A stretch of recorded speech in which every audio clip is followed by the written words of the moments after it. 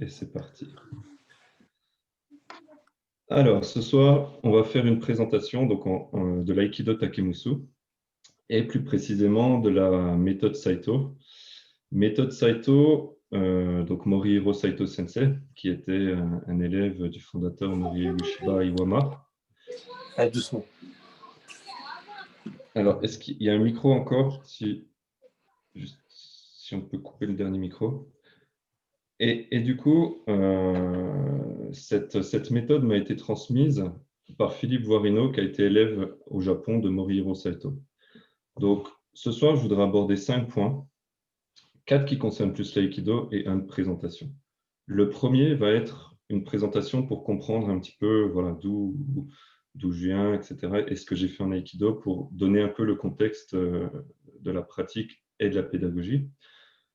Le deuxième point, on va parler des niveaux de pratique de la méthode et des différentes étapes à passer. Troisième point, on se penchera sur l'aspect technique, le catalogue technique, la progression, les outils techniques de la méthode à proprement parler. Le quatrième point, on verra ce qu'on appelle le rôle d'uke. Donc, uke, c'est le partenaire. Et en aïkido, quand on parle d'uke, le débat peut être souvent tout ou rien. Donc, on va voir ce qu'on considère comme étant le rôle d'uke, être partenaire, et sa progression par rapport aux différents niveaux de pratique qu'on aura établis avant. Et enfin, on terminera un petit peu par une réflexion sur finalement l'aïkido, c'est quoi? Est-ce qu'aujourd'hui c'est un art martial, c'est une voie spirituelle, c'est un mélange de tout ça, c'est les deux, c'est plus rien de tout ça. Donc voilà, on terminera un petit peu là-dessus avec différents éléments. Donc pour commencer, une rapide présentation, et je vais commencer par ce qui ne concerne pas l'aïkido, mais qui aura un intérêt pour, j'y reviendrai quand je parlerai de l'aïkido. Donc, mon autre passion à côté et au niveau professionnel, j'ai fait une licence éducation, on va dire, et motricité sportive pour devenir professeur d'activité physique. Ensuite, j'ai poursuivi par un master en performance sportive et en prévention des blessures. Et après, j'ai fait énormément de formations dans tout ce qui était alternatif, thérapie des fascias, médecine chinoise et performance sportive, analyse du mouvement, biomécanique, anatomie, etc. Mon travail a été pendant de nombreuses années de permettre aux gens de progresser à tout niveau, physique, moral, physiologique. On parle de sommeil, on parle de performance, on parle de beaucoup de choses. Mais ma préoccupation était de prendre quelqu'un d'un niveau A, où il était, et ensuite de le faire progresser vis-à-vis de ses objectifs et vis-à-vis d'une santé globale. Donc, je vous dis ça parce que ça aura un rôle important par rapport à ma vision de l'aïkido, qui a été de construire une méthode pédagogique et de rechercher à comprendre les outils. Donc, au niveau de l'aïkido, j'ai commencé, maintenant on peut dire au siècle dernier, il y a un peu plus de 20 ans, à l'école de combat de Belfort avec monsieur Serge Merlet, qui a lui commencé en 1948 et qui était élève de Tadashi Abe, de Minoru Mochizuki, de Yoshio Sugino pour le Katori, de Kawaishi pour le judo avec qui il avait commencé. Et on a commencé dans cette école de combat où on avait accès à toutes les pratiques sous la même licence. Donc on pouvait le lundi faire de l'aïkido, le mardi faire du karaté Goju-ryu, le mercredi du Katori, et on pouvait pratiquer comme ça toute la semaine. Et c'est dans cette école qu'en 2000, j'ai rencontré Philippe Voirino, qui est devenu mon professeur. Et à partir de 2001, où je suis parti en séjour au Shideshi chez lui pendant 2 mois, un peu plus de 2 mois la première fois, les 10 années qui ont suivi, en gros, j'ai fait quasiment tous les week-ends, j'étais en stage avec lui et à chaque occasion, je partais en Shideshi. J'ai fini mes études là où il enseignait, donc j'ai fini à enseigner dans son propre dojo. Et c'est ce qui a fait qu'en 2011-2012, en fait, après avoir passé tous les examens successifs, lui et Alain Grazon, un autre pratiquant, un ancien pratiquant français, m'ont décerné le 5e dan. Donc, pendant tout ce temps-là, j'ai commencé à enseigner très tôt à l'école de combat, plus par nécessité qu'autre chose, parce que on va dire les enseignants manquaient. Et celui qui était présent faisait le cours, M. Merlet, prenait de l'âge, a eu à cette époque-là quelques soucis de santé. Et au final, je me suis retrouvé à devoir enseigner de l'aïkido avant vraiment de savoir ce que je faisais. Et du coup, j'ai eu cette avancée progressive entre apprentissage personnel petit à petit avec Philippe et ensuite enseignement. Donc, j'ai très vite été dans les deux milieux. Et petit à petit, du coup, j'ai été amené à enseigner aux différents coins de France, en Europe et en Asie. Donc, voilà, il y a maintenant 10 ans, 10 ou 11 ans, j'ai fait mon premier stage en Chine. Et ensuite, ça a été voilà, des tournées entre la Chine, Singapour, la Malaisie, la Géorgie. Voilà. Et j'ai eu l'occasion de me confronter à toute pratique d'aïkido, toute culture, toute vision, toute croyance surtout, et toute question. Et des questions qui revenaient quel que soit où on était dans le monde, un manque de réponses, des façons de voir les choses. Et du coup, j'en suis venu à me questionner, à me dire, voilà, j'ai quelque chose entre les mains aujourd'hui, mais comment le transmettre et comment l'apporter aux gens. Donc, par rapport à tout ça, c'est là que j'ai commencé, il y a maintenant un peu moins de 10 ans, à vraiment réfléchir sur les outils que j'avais entre les mains, qu'on m'avait transmis depuis, on va dire, l'enseignement de Maître Saito. Donc, on parle des armes de l'aïkido, l'aïkiken, l'aïkijo, comme Morihiro Saito les pratiquait. On parle du taijutsu et cette pratique un petit peu carrée qu'on va voir, qu'on appelle kotai. Donc, j'ai réfléchi un peu à tout ça et j'en suis venu progressivement à agencer les choses, à m'interroger. J'ai contacté énormément d'élèves d'Iwama, donc on va dire tous les Ushideshi historiques d'Iwama. J'ai essayé d'entrer en contact avec eux. Certains avec qui j'ai encore des contacts réguliers, d'autres avec qui j'ai eu une discussion et voilà, et plus aucun contact. Mais j'ai essayé de regrouper le maximum d'informations autour des outils que j'avais en ma possession. Et j'ai essayé de comprendre l'évolution des katas, j'ai essayé de comprendre pourquoi les choses ont changé entre une période de l'enseignement de Maître Saito et une autre. J'ai essayé de finalement placer les pièces du puzzle qu'on m'avait donné pour que les gens puissent progresser et de pouvoir me dire, OK, l'aïkido aujourd'hui, j'ai des outils pour permettre de faire progresser les gens de la ceinture blanche de leur premier jour jusqu'au alors 5, 6, 7, 8e dan, peu importe, mais jusqu'au-delà de 30, 40, 50 années de pratique. Et parce que ce que j'ai remarqué au bout d'un moment, c'est que les gens pratiquaient jusqu'au premier dan, deuxième dan, troisième dan, et ensuite ne savaient plus trop quoi faire, ne savaient plus vers quoi progresser. Il y avait à un moment donné, quand on avait fait le tour un peu de la technique, on est allé un peu plus vite, un peu plus fort, qu'on avait ramené quelques outils extérieurs, et il y avait un trou qui se faisait et on ne savait plus comment progresser, où aller vers l'étape suivante. Et ça, c'est des choses que j'ai rencontrées même dans la pratique Iwama. C'est-à-dire qu'en discutant avec certains enseignants, ils m'ont avoué qu'au-delà du troisième, quatrième dan, ils avaient un cycle naturel et leurs élèves les quittaient. Ils partaient, ils allaient chercher quelque chose ailleurs et finalement, ils repartaient comme vers quelque chose de nouveau qui les remotivait, mais parce qu'eux-mêmes, finalement, n'avaient pas ces clés pour progresser au-delà. Et du coup, ça m'a un peu interpellé. Je me suis dit, voilà, est-ce qu'on est voué finalement, à partir du troisième ou quatrième dan, à ne plus progresser et à aller chercher un petit peu ailleurs? Et ça a été ma réflexion de base il y a une dizaine d'années où j'ai commencé à poser les choses. Donc aujourd'hui, tout ce que je vais vous présenter est basé sur la méthode de Morihiro Saito Sensei, l'enseignement que j'ai reçu de Philippe Varino et une mise, on va dire, en place pédagogique. Alors, je ne vais pas dire à la française ou à l'occidentale, mais voilà, c'est pour comprendre et un petit peu hiérarchiser. Donc, le niveau de pratique de la méthode Saito, je vous ai dit, il y a trois piliers. Il y a le pilier de la pratique à main nue, qu'on appelle le taijutsu, la pratique des armes qui aura elle-même deux formes, le sabre en bois, le bokken, et la lance ou le bâton en bois, le jo. Ces trois formes sont importantes au niveau de la pratique de Iwama et on leur place et on leur catalogue complet. Donc du coup, on verra dans le point suivant, la progression technique, que c'est important de comprendre le catalogue technique par rapport à cette progression. Mais d'un point de vue global, la méthode Iwama et la pratique de Maître Saito est surtout connue pour son aspect kotai, carré.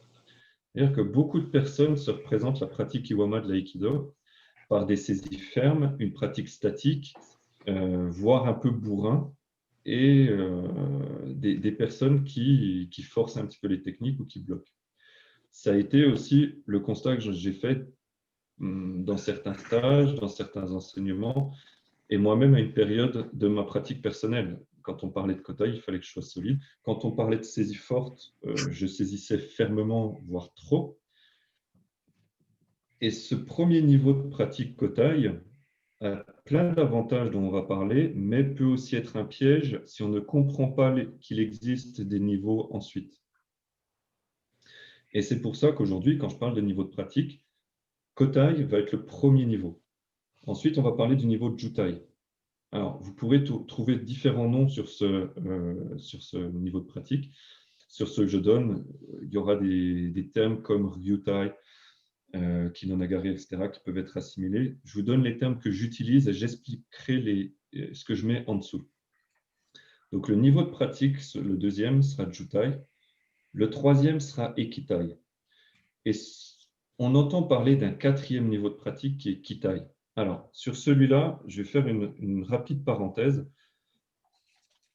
En discutant et avec toutes les recherches que j'ai pu faire et avec les apports de mes études en médecine chinoise, avec les apports de toutes les discussions que j'ai pu avoir finalement en Asie et autres, Kitai serait plus le niveau dans lequel on évolue depuis la naissance. C'est finalement ce que vous êtes au quotidien. C'est que vous pratiquiez l'aïkido ou pas, Kitai sera ce que vous êtes, sera votre façon d'être, d'agir, d'interagir et d'exprimer, de manifester tout ce que vous voulez.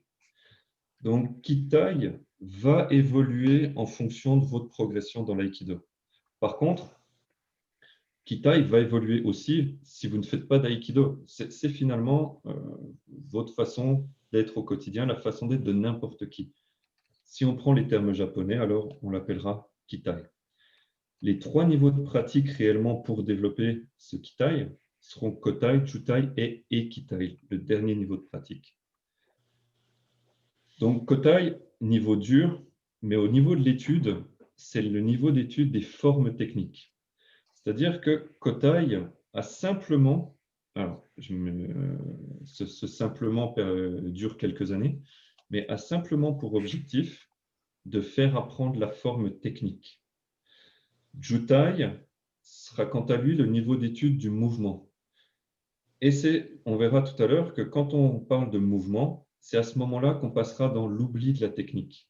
Ce fameux, il faut 10 ans pour apprendre la technique et le reste de sa vie pour l'oublier. Kotai sera les 10 années d'apprentissage. Jutai, la seconde partie, on les oubliera. Ce n'est pas qu'on cherchera à les oublier, c'est qu'elles seront ancrées dans le corps comme prérequis à l'étude du mouvement. Et les techniques, on expliquera un petit peu plus en détail, vont venir se greffer sur l'étude d'un mouvement. Ekitai, le troisième et dernier niveau, sera l'étude de la continuité, du lien, de la naissance spontanée. En japonais, ce sera l'étude du musubi. Ce sera entre guillemets, le dernier stade de pratique. Quand on parle de takemusu, c'est la naissance spontanée des techniques. En gros, c'est un stade où on créera la liberté. Et on va voir comment ces progressions vont se faire. Chacun de ces trois niveaux va être important parce qu'ils permettent chacun une étude progressive vers la liberté.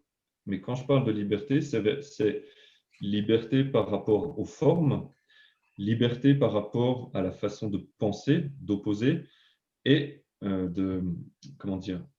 la volonté d'imposer les choses. C'est-à-dire que la liberté va être à la fois une création physique et aussi mentale. On verra que dans cette pratique, dans cette évolution Kotai, Jutai et Ikitai, alors ça, bon, c'est les enseignants, ceux qui ont un peu plus d'expérience le voient bien, c'est que la relation entre le corps et l'esprit est très importante. Et vous ne pourrez pas franchir les étapes si les deux ne vont pas ensemble. C'est-à-dire que vous pouvez avoir des élèves qui vont être très forts en Kotai, très carrés, qui ont toute la technique pour passer en Jutai, qui pourraient passer sur l'étude du mouvement, mais qui ne peuvent pas parce qu'ils restent dans une optique, on va dire, au niveau psychique, au niveau mental, très carré, très codifié, très formel. Et ils n'arrivent pas à se détacher des formes techniques, ils n'arrivent pas à se détacher de toute cette logique pour aller au-delà, pour retravailler sur le mouvement. Et du coup, cette évolution des 3 niveaux va être une évolution qui va demander à la fois une progression physique et psychique. Mais ça, quand on est dans le chemin, on ne le sait pas trop, on s'en rend compte qu'après. On se rend compte que quelques années après, qu'on a finalement à la fois échangé physiquement et changé sur la façon de voir les choses, d'appréhender un peu le monde, si on peut dire. Donc Kotai, qui est très connu, on va dire, pour la pratique Iwama, très carré et souvent contesté, n'est que le premier niveau. Et ça, j'insiste vraiment là-dessus. Du coup, ce premier niveau serait un prérequis au second, qui lui-même serait un prérequis au troisième. Et c'est pour ça que, bien souvent, la pratique Iwama ne se démontre que par le premier niveau. Parce que Saito Sensei a enseigné majoritairement que la phase Kotai. Il voulait laisser les bases et il voulait que ses étudiants qui venaient à Iwama repartent avec des bases qui permettaient ensuite de travailler et de reproduire jusqu'à leur prochain séjour. Et tous les Ushideshi, tous les élèves de Saito avec qui j'ai discuté et que j'ai rencontrés, sont formels là-dessus. Que vous soyez premier dan ou septième dan, vous arriviez à Iwama, c'était Kotai, Tai no Enka, Kotai, Morote Dori Kokuo, et on enchaînait la suite. Et de temps en temps, voilà, il montrait une pratique un peu Kinonagare, ce qu'il appelait les flowing techniques dans sa première édition de livre. Un petit peu ce niveau de Jutai et plus. Donc, ces 3 niveaux sont importants, on va dire, à différencier.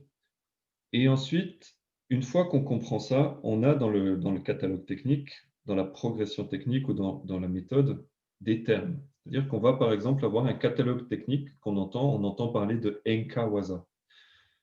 Waza, c'est le travail. Enka, c'est variation. Ce travail de variation va prendre un sens différent suivant dans quel niveau de pratique on va se situer.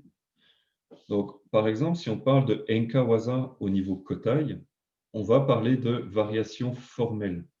On va parler de je fais Nikyo et je vais avoir une variation de Nikyo. Le coup de monte, je vais englober.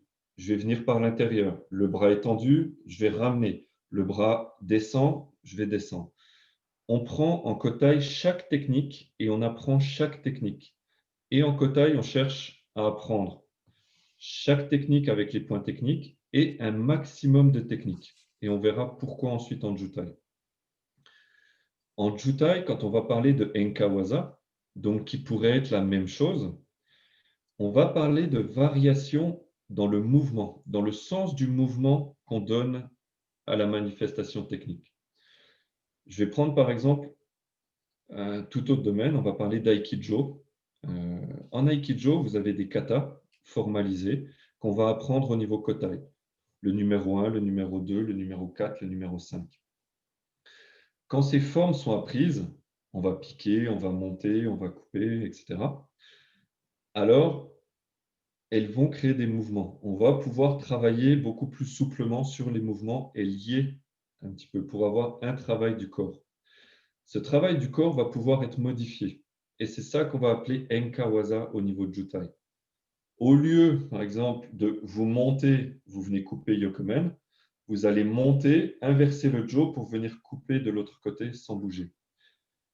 Ici, vous aurez une variation, mais non plus simplement de la forme, mais une variation qui sera greffée sur le mouvement global de votre corps.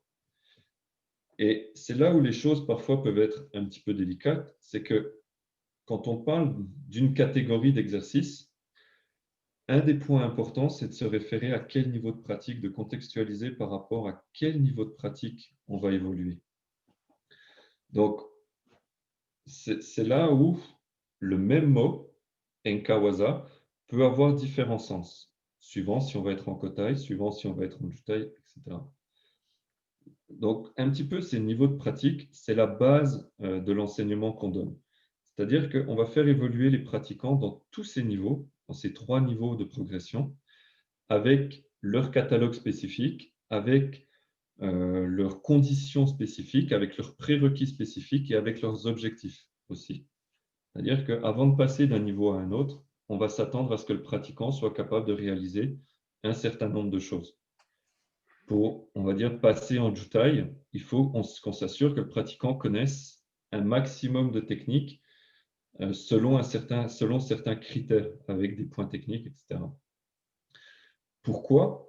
Vu que le deuxième niveau est l'étude du mouvement, l'objectif ne sera absolument pas de reprendre l'enseignement technique, ou très peu. C'est-à-dire qu'un enseignant qui commence à enseigner Jutai à ses élèves ne va plus enseigner Shomenuchi Ikkyo ou Katate Dori Uchi Kaiten Nage. Il va prendre une sollicitation, par exemple Katate Dori, et il va partir dans un sens de rotation. Par exemple, vers l'extérieur, alors on peut dire Uchi Kaiten, passer sous le bras et continuer. Et à partir de là, expliquer que dans ce mouvement, il peut y avoir des contextes qui vont arriver. Et on va pouvoir être très proche du partenaire, faire un Sokumen Irimi Nage, passer un peu plus loin, retrouver Kaiten Nage, tourner encore un peu plus, attraper le poignet, faire Rikyo. Et on va enseigner non plus une technique comme en Kotai, mais une possibilité de différentes techniques sur le mouvement. C'est-à-dire que Jutai deviendra une étude des possibilités des techniques sur le mouvement. Et c'est pour ça que les techniques doivent être des prérequis à ça. C'est-à-dire qu'à ce moment-là, si les techniques ne sont pas connues et qu'on étudie le mouvement, on va dire pas compliquer les choses, mais il faudra faire sans arrêt des retours en arrière pour dire, ah, tu es arrivé là, tu pratiques telle technique, ok. Alors, par contre, sur cette technique-là, attention à ça, à ça, à ça. Le choix qui a été fait dans la méthode Saito, c'est de mettre les techniques, ensuite le mouvement et enfin la continuité. Et ça, c'est un choix pédagogique qui a été fait par Maître Saito de commencer finalement par la fin. Il a commencé par ce qu'on manifeste, la forme technique. Et ensuite, les différents niveaux remontent petit à petit vers comment on va manifester cette technique. Et c'est pour ça qu'avant l'étude de ces différents niveaux, on a l'impression que l'aïkido manque de plein de choses, de dynamisme, de fluidité, de continuité, d'awase et de pas mal d'autres choses. Parce que tous ces éléments vont être présents dans les niveaux suivants. Et du coup, le niveau Ekitai, qui lui sera sur la continuité, va être l'étude aussi du détachement par rapport aux sollicitations. En Kotai et en Jutai, il y a une personne. C'est-à-dire que par rapport à ça, Kotai et Jutai se font toujours en 1 contre 1. Que ce soit devant ou derrière par rapport aux sollicitations, mais 1 et 1. Du coup, la sollicitation en Kotai et en Jutai est toujours imposée. En Kotai, vous avez la sollicitation qui est imposée, la technique qui est imposée. En Jutai, vous avez la sollicitation qui est imposée, la technique qui va finalement être libre. En Ekitai, la sollicitation ne sera plus imposée. La technique ne sera plus imposée. Et cette fois, on va passer, vu qu'on va commencer à travailler sur la continuité, on va amener le deuxième uke dans un premier temps. Et du coup, on commencera l'étude d'Ekitai par des groupes de 3 pour travailler cette continuité entre la première technique réalisée, l'entre-deux techniques et la deuxième technique réalisée. Et c'est là où on va commencer à créer cette continuité. Et pour faire ça, l'étude qui devra être faite, c'est cet entre-deux. Et cet entre-deux sera l'étude, on va dire, de toutes les sollicitations. Pourquoi on finit par se détacher des sollicitations? En Jutai, comme je vous l'ai dit, donc au deuxième niveau, on essaye de se détacher de la forme technique. En Ekitai, on se détachera de la sollicitation, c'est-à-dire de qu'est-ce qui va m'arriver. Et à ce niveau-là, ce sera finalement le lien entre je me suis détaché de ce que je vais faire et je me détache de ce qui va m'arriver aussi. Ça, ce sera le niveau auquel on arrive en Ekitai. Donc, c'est très résumé. C'est 40 ans de pratique résumés en quelques minutes pour essayer de vous dresser un premier, on va dire, une première vision de la méthode Saito qui est très progressif et qui surtout possède plusieurs niveaux.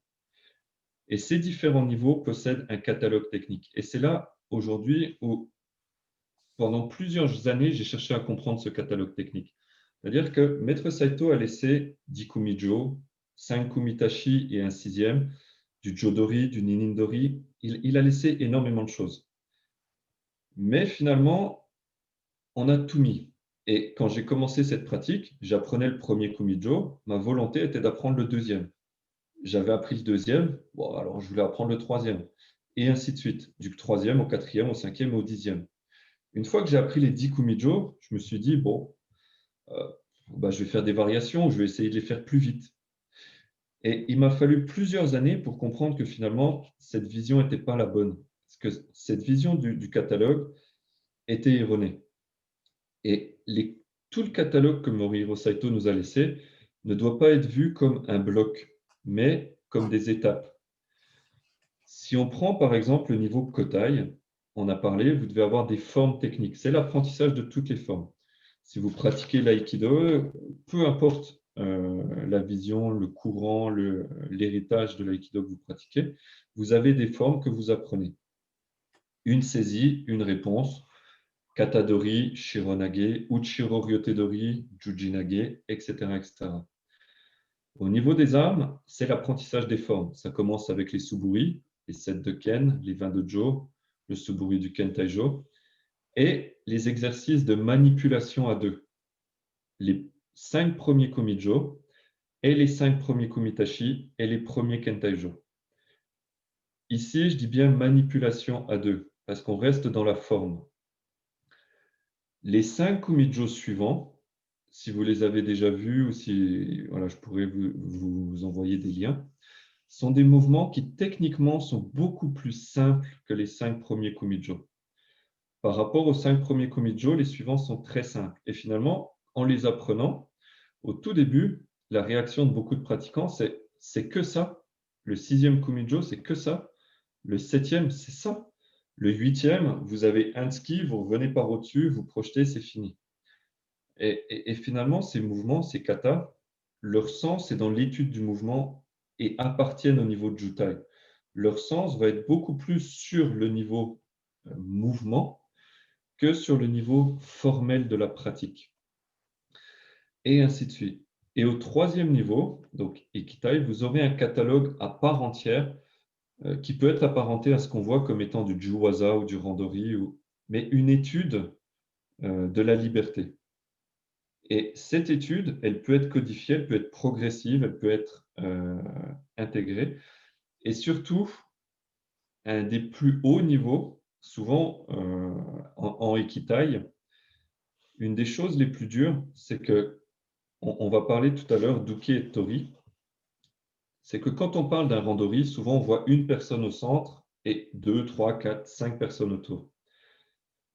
Le travail Ikitai et le rôle d'Uke, qu'on va voir un petit peu après, va permettre d'inverser. C'est-à-dire que quand on arrive au travail d'Ikitai, et on a un travail qui existe, qui est un catalogue qui s'appelle les Kaishiwaza, les retournements de technique, ça va permettre à Uke, celui qui attaque, de devenir celui qui fait.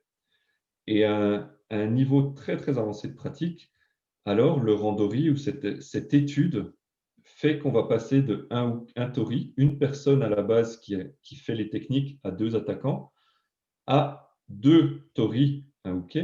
Et au final, on va avoir 3 personnes sur le tapis qui vont être, suivant le contexte, tori ou uke. Et ça, c'est des études qui sont très complexes à mettre en place parce qu'il faut avoir beaucoup de prérequis. Mais c'est vers ça qu'il faut aller. Avoir cette liberté dans la pratique, c'est avoir aussi cette liberté d'être plus ni que l'attaquant, ni que le receveur. Ça, c'est vrai un peu plus bas. Et c'est pour ça qu'on en vient au rôle d'Uke. Donc, dans cette partie, le rôle d'Uke, on va de nouveau parler des différents niveaux de pratique. Le rôle d'Uke va évoluer en fonction des niveaux de pratique. En Kotai, on a dit le premier niveau, l'étude de la forme, l'apprentissage du catalogue, en quelque sorte. Uke a juste besoin d'être là. Uke a juste besoin de créer, donner une sollicitation. On va dire une saisie, peut-être une frappe, une saisie avant, une saisie arrière, et de permettre une étude. Et là, je dis bien permettre. au sens où il faut savoir que dans les écoles traditionnelles et dans l'enseignement traditionnel au Japon, les personnes qui recevaient la technique, qui faisaient Uke, étaient souvent des personnes qui étaient plus avancées dans l'apprentissage. C'était des personnes qui avaient plus d'années d'expérience pour pouvoir guider l'apprentissage.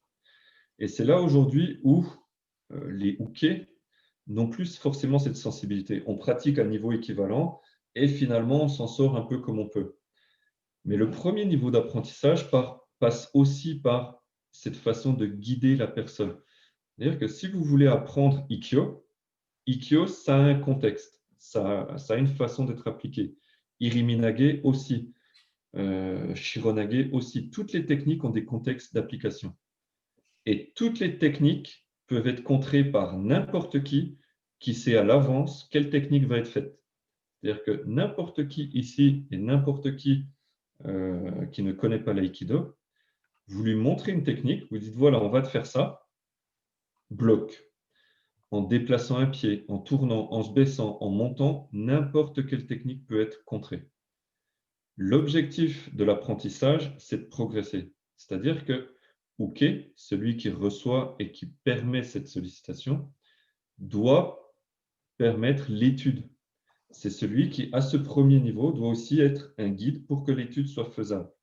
Et c'est là où toute la nuance et la complexité s'installent ici, entre complaisance et guider, entre l'erreur dans la réalisation de la technique et l'erreur parce que j'ai anticipé. Et ça va être à l'enseignant, pardon, de faire la différence et d'avoir l'œil par rapport à ça. Et pour limiter ça, Morihiro Saito a arrêté les choses. Et il a commencé au niveau le plus bas par découper. Et c'est pour ça qu'il a découpé les choses pour limiter ce genre de problème et pouvoir à tout moment commencer par dire, voilà, au temps 1, on doit retrouver ça. Au temps 2, on doit retrouver ça. Au temps 3, on doit retrouver ça. Et en répétant ces différents temps, ce qui est un petit peu un aspect génial de cette méthode, c'est que si le temps 1 est bon et le temps 2 est bon, ce qui va se passer entre ces deux temps va naturellement se mettre en place malgré vous. Et on va continuer comme ça. Et petit à petit, de la même technique, on va passer du temps 1 au temps 3. Et on va réaliser la technique en un bloc. Et on va réaliser la technique à partir d'une sollicitation arrêtée, mais la réalisation du mouvement en continu. Et ça, c'est des progressions du premier niveau. Et du coup, Uke, à ce moment-là, doit juste solliciter et ne doit pas empêcher la réalisation de la technique et du contexte. Au deuxième niveau, donc pour le rappel, on travaille sur un mouvement. On travaille plus cette fois sur une technique à proprement parler. Du coup, Uke n'a pas à se soucier du contexte, n'a pas à se soucier de ses réactions, n'a pas à se soucier de tout ce qu'il va faire, vu que la technique n'est pas connue. Et c'est là où Tori devra, donc celui qui fait la technique, devra maîtriser un maximum de techniques pour pouvoir s'adapter à toutes ces réactions. Et c'est là où, d'une sollicitation, après, c'est à Tori qui va initier un mouvement. On va étudier par exemple de bas en haut, de haut en bas, d'intérieur vers l'extérieur. Et en fonction des réactions qu'aura Uke, qui peuvent être cette fois multiples, il va pouvoir bouger, il va peut-être pouvoir être déséquilibré. En fonction de la taille de votre partenaire, la réaction sera, il sera penché vers l'avant ou au contraire, il sera un peu plus sur l'arrière. Et du coup, toutes ces réactions vont faire que la technique va être modifiée, va être différente. Et ça, c'est pour ça qu'O-sensei disait, quand il pratiquait, j'ai fait une technique, je ne pourrais pas la faire 2 fois de suite. C'est pas qu'O-sensei était incapable de refaire une technique, c'est pas parce qu'il faisait Ikkyo qu'il était incapable de le faire. Après 50, 60, 70 années de pratique, bien sûr qu'il est capable de faire Ikkyo. L'idée, c'est de dire que la technique a été manifestée par rapport aux conditions sur le moment. Et ça, c'est la pratique Jutai. Et du coup, par rapport au premier niveau de pratique, où Uke devait faire attention au contexte de la technique, il a pu faire attention à ça et il a simplement à solliciter. Au troisième niveau de pratique Ekitai, on a déjà dit que c'était l'étude des sollicitations et de ne plus s'en préoccuper. À partir de là, Uke n'aura plus à se préoccuper des sollicitations, mais pourra attaquer de plus en plus librement. Et du coup, ce qui était un carcan comme rôle pour Uke au début pour permettre l'étude de la forme, va devenir de plus en plus progressif vers quelque chose de très libre. Ça peut être une attaque à main nue, ça peut être une saisie arrière, ça peut être tirer, pousser, toute forme de possibilité. Et surtout, ça peut être non plus que des attaques, mais ça peut être Tori qui va solliciter à ce niveau-là. Quand on parlera de sollicitation au dernier niveau, les deux pourront solliciter beaucoup plus. Donc, le rôle d'Uke est important à comprendre par rapport aux différents niveaux parce qu'il va progresser, il va évoluer autant que la pratique de Tori va évoluer dans ces différents niveaux.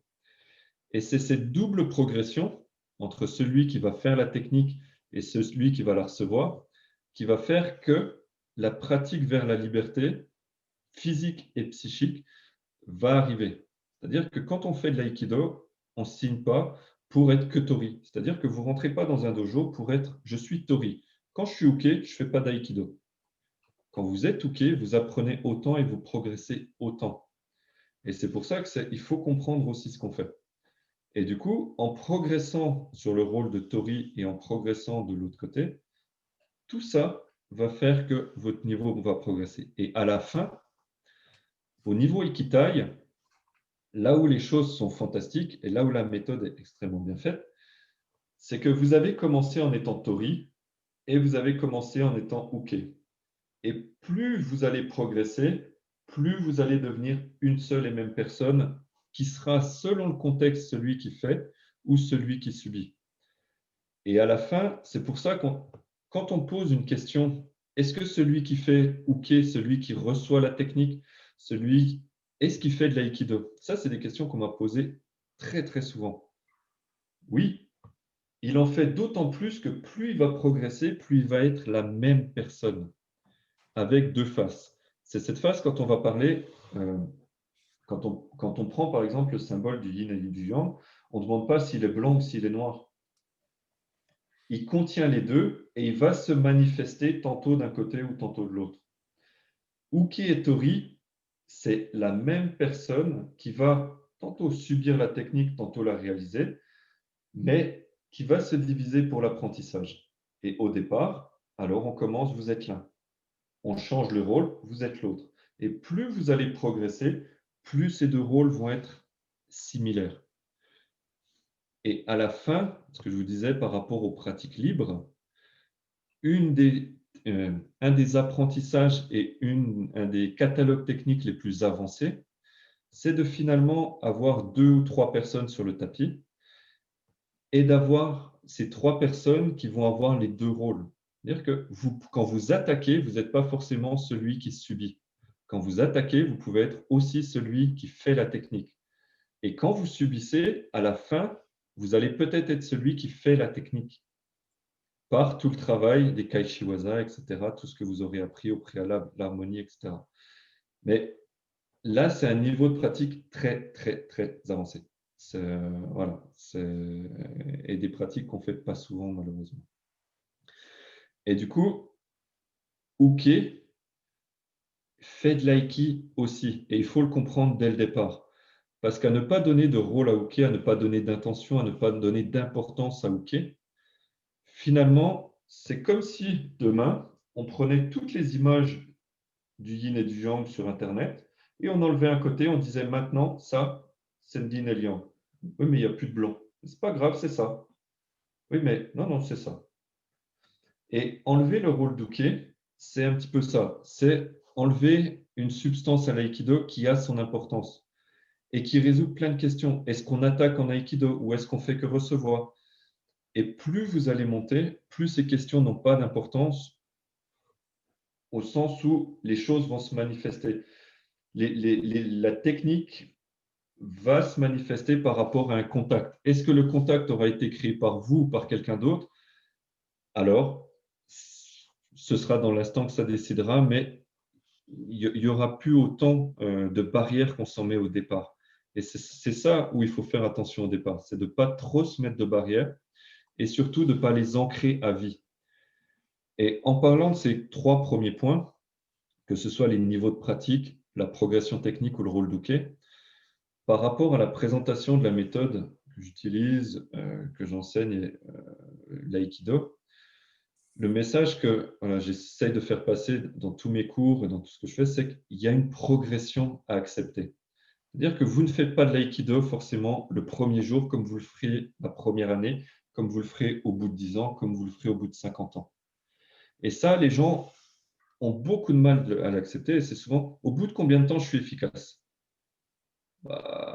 Si on considère l'efficacité comme ta capacité à réaliser une forme, peut-être qu'à la fin du premier cours, tu es efficace pour réaliser la technique que je t'aurais appris. Par contre, si on considère l'efficacité comme étant la capacité à générer un mouvement, alors peut-être qu'il te faudra 5 à 10 ans. Et si on considère l'efficacité comme de la liberté physique et psychique par rapport aux événements, peut-être qu'il te faudra 40 à 50 années de pratique. Donc, cette notion d'efficacité, elle est toute relative. Et là, j'arrive au dernier point. Est-ce que l'aïkido est un art martial, une voie spirituelle, un entre-deux ou plus rien de tout ça? Je dirais que l'aïkido, c'est à la fois tout ça et ce que vous décidez aussi d'en faire. C'est-à-dire que quand vous commencez l'aïkido, et moi le premier, peu d'entre nous peuvent être capables de dire ce qu'ils vont réellement trouver au fur et à mesure des années. Si on commence l'aïkido, on a souvent un objectif. Ouais, c'est un art martial, ça a l'air sympa, ou ça bouge bien, c'est virevoltant. Ça... Et finalement, au bout de 10 ans, 15 ans, 20 ans, on se rend compte qu'on est très loin de notre premier objectif pour lequel on est venu sur le tatami. L'important, à mon sens, c'est de comprendre qu'il existe différentes couches. Quand on parle de martialité, quand on parle de choses comme ça, il y a toute une partie des études, de l'étude technique qui va dans ce sens-là. C'est-à-dire que toutes les techniques aujourd'hui sont faites pour être sécuritaires et pédagogiques pour Uke. C'est-à-dire que Uke, on en a parlé, il a un rôle, il attaque, mais il doit pouvoir se relever et ensuite inverser les rôles. Et en ce sens, les techniques ont été légèrement modifiées sur certains aspects. On va pas, j'ai écrit un post dernièrement, sur Ikkyo, on ne va pas rentrer le pied pour poser directement sur la cheville ou sur le pied pour casser la cheville, mais on va aller en direction d'eux. Sur Shironage, on ne va pas couper pour venir écraser au sol, on va tourner en sens inverse pour permettre la chute. Sur Nikkyo, par exemple, qui est une technique au niveau du poignet, pour ceux qui ont déjà pratiqué cette technique et qui ont étudié, vous avez une forme de Nikkyo où au sensei, alors on appelle ça le Nikkyo d'avant-guerre, avait le pied sur le pied d'Uke et faisait Nikkyo. Et on a la version après-guerre où le pied n'est pas avancé, on a une position des pieds inversée et Uke tombe. Cette inversion n'est pas simplement un effet de mode avant-guerre, après-guerre, mais permet surtout d'assurer la sécurité d'Uke. En gardant ce pied derrière, vous créez un espace vide devant vous où vous allez pouvoir descendre le partenaire qui va subir la technique, mais qui va pouvoir la subir, on va dire, en étant déséquilibré, mais en toute sécurité. C'est dans l'enseignement ce que j'ai appelé des erreurs justes. C'est-à-dire c'est des choses qu'on ne peut pas changer si on ne veut pas à un moment donné blesser, si on veut garder ce côté progressif. Donc parler de martialité sans comprendre ça, c'est mettre un grain de sable. C'est-à-dire qu'on va chercher d'autres choses pour parler de martialité. Et on va inventer des trucs et astuces.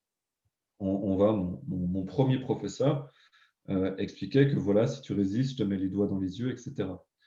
Oui, ça, effectivement, c'est martial, mais par rapport à chaque technique, ça reste des trucs et astuces pour sans accepter. Donc, chaque technique a une partie pédagogique, une partie sécuritaire aujourd'hui qui doit être comprise pour pouvoir retrouver, on va dire, sa forme martiale. Alors, je n'aime pas dire sa forme véritable, mais sa forme un peu plus d'application martiale.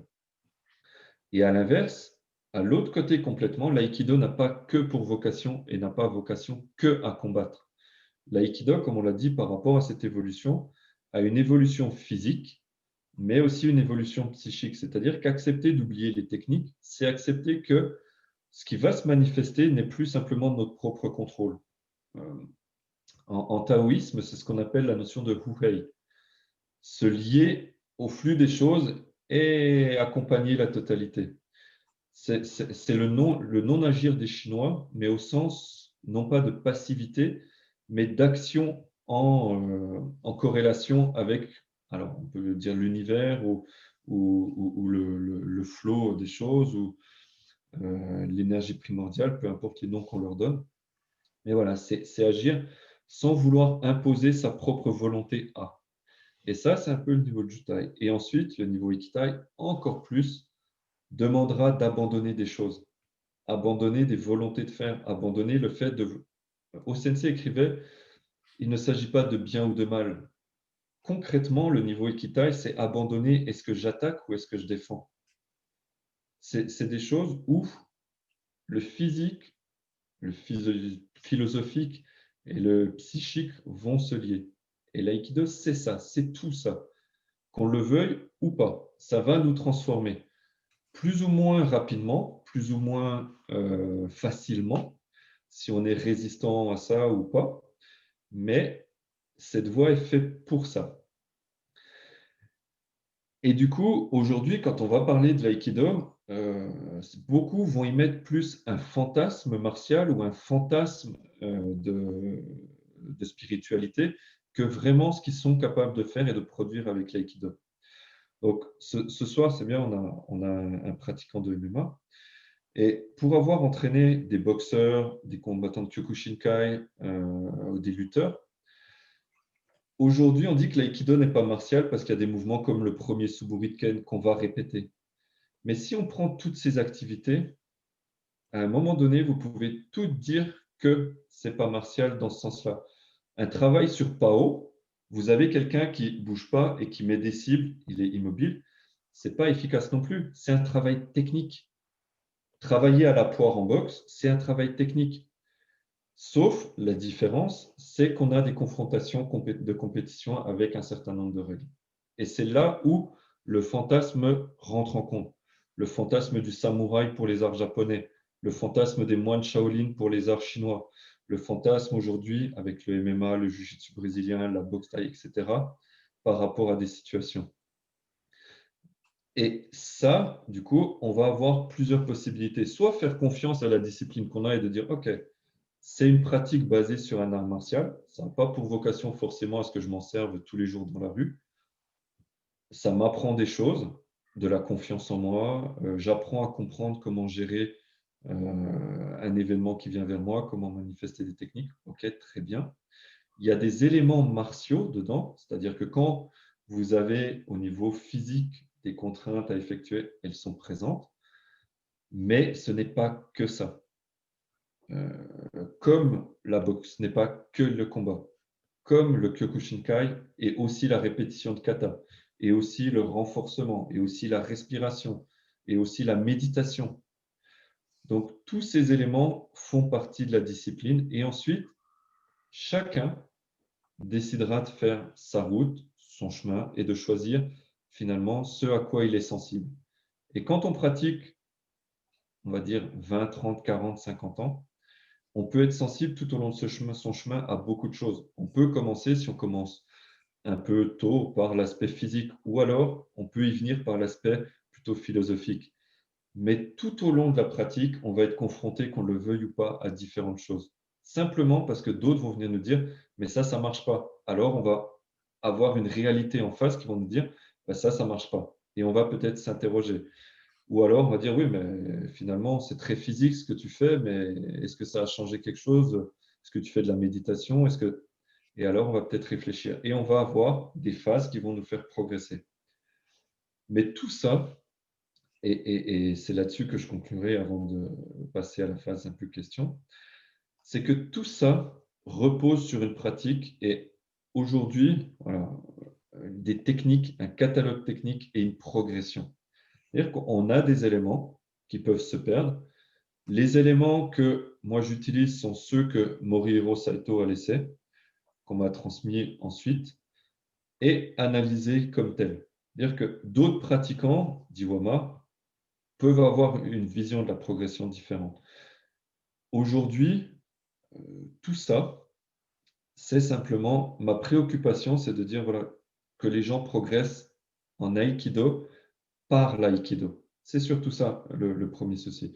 J'ai aucun souci et j'ai pratiqué énormément de disciplines, ne serait-ce que par mes études à la fac de sport ou par ma passion pour les arts martiaux pour en apprécier énormément.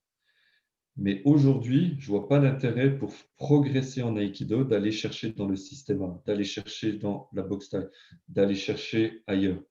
Si ce n'est se faire plaisir un moment, mais il y a tellement à apprendre, il y a tellement à découvrir par les outils qu'on a, que ça a été ma préoccupation et c'est un petit peu voilà, tout ce qui en est venu aujourd'hui. Donc pour résumer, l'aïkido takemusu, c'est une méthode, il en existe d'autres, mais et qui a des niveaux de progression, qui a des outils pour chaque niveau et qui a des règles. Et à partir de là, tout ça fera que le pratiquant pourra évoluer sur 10 ans, 15 ans, 20 ans, 30 ans, 40 ans. Voilà. Alors, en espérant pas avoir été trop long, en espérant pas avoir perdu trop de monde, euh, à vous, si vous avez des questions, n'hésitez pas, prenez la parole.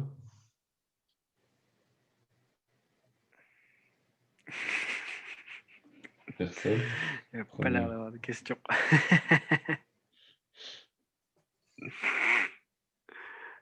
Pas une petite question. A été